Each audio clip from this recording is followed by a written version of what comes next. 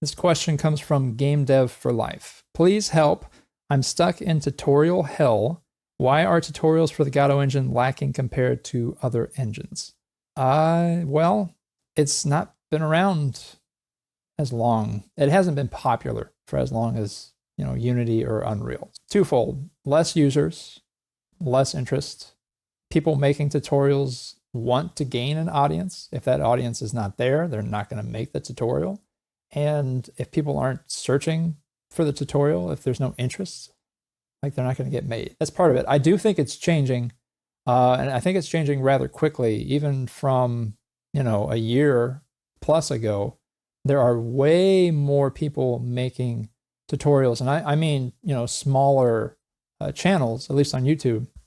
There are way more people making in-depth tutorials, like really specific needs related to the Godot engine. And that's awesome. That's great. That means there's more interest. It means that people are taking even that step from trying the engine to actively making content and tutorials for it. And that's going to make it, more widespread, and that's awesome. So I do think it's changing. It'd be really interesting to see if Godot, how Godot compares to Unreal. I don't know that there's a lot of Unreal Engine tutorials, but Unity is the hobbyist engine, and it will continue to be for a considerable amount of time, if not for most of the time. So it's just, that's what's there. But I do think it's changing. So keep looking for them.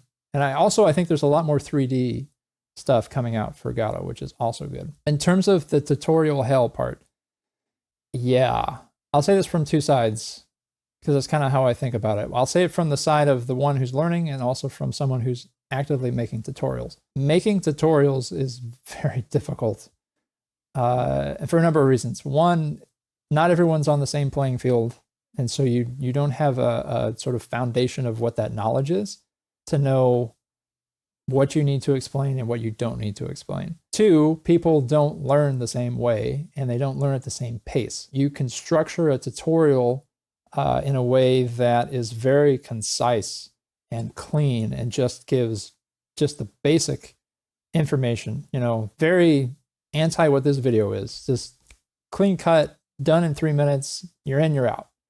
You can make a tutorial like that. People love tutorials like that, and sometimes that's exactly what it needs.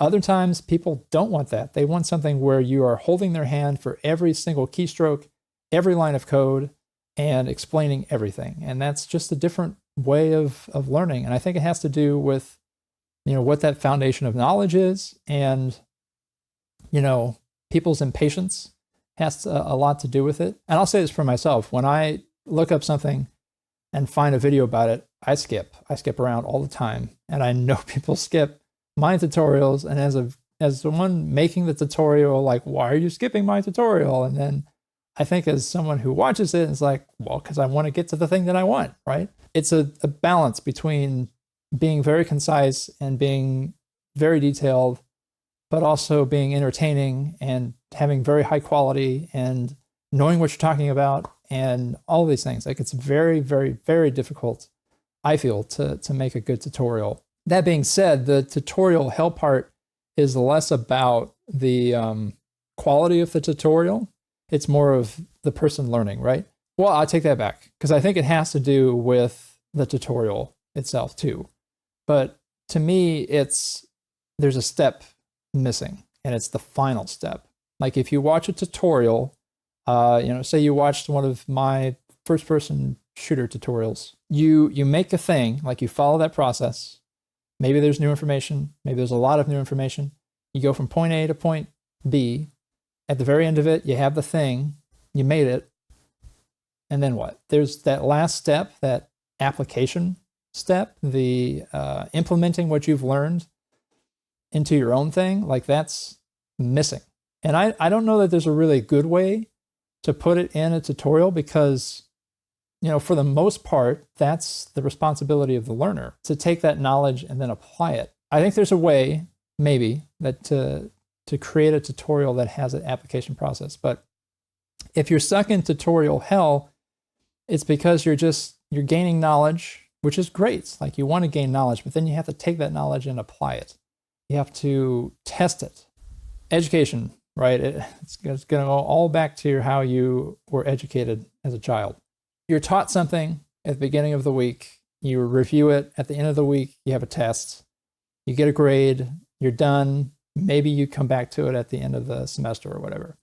That's a terrible way to learn something. If that's how you're going through the tutorial process of learning how to program or do anything, if that's how you go through that process, you find something, you learn that knowledge, maybe you review it a couple of times, and then you're even missing the last step of a test because there is no test. You don't have that ending point, but you're not taking that knowledge constantly, consistently, and learning it. Really what you should do is, let's say you're making a 2D platformer and you're making a 2D platformer controller, find a really good tutorial. I heard Bracky's made one. Do that tutorial like 7 times, just straight. And you're going to get to a point where you're like, okay, I know what comes next. Okay, like I'm good. I can do that part. That's you internalizing. I think the number is 7. Like there's a certain number of times that your brain has to go through something. Do it differently. Don't just go through a playlist. Repeat that process. Like your goal is not to make the thing, because the thing it's not going to do anything. Like it's like a statue that's going to sit in your room. You're not going to actually use that thing. The thing that you're trying to gain is all the steps in the middle. That's what you want. So repeating tutorials until you internalize it, and then make your own tutorial, right? How about that? That might be a good test. See if you can do that and try to teach it. And in fact, teaching is another good way to learn. It's about application. Before I go off on too many tangents, I think it's about applying the knowledge that you've gained and not just intake. You gotta have some output.